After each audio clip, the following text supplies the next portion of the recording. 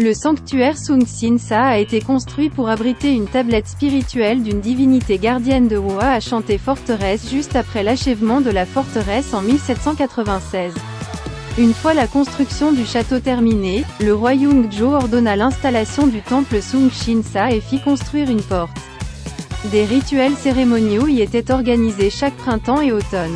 Le sanctuaire Sung Sin-sa comporte 3 salles à l'avant, et la façade est ouverte, ce qui en fait une structure appropriée pour la tenue des rites ancestraux.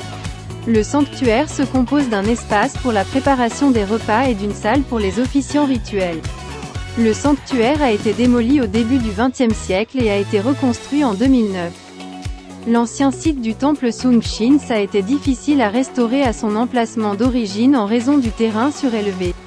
Elle a été construite légèrement au sud.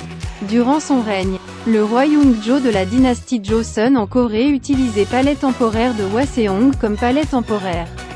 Après avoir quitté ses fonctions, il avait l'intention de vivre au palais temporaire de Hwaseong. Pendant longtemps, il ordonna à ses sujets de concevoir et de construire toutes les installations dans la forteresse Suwon Hwasung avec un grand intérêt. Le temple Sung Sin-sa a été construit au pied de la montagne Paldalsan. Il était utilisé dans le but d'offrir des rites ancestraux au Saint-Esprit, qui protège la forteresse de Suwon Hwaseong.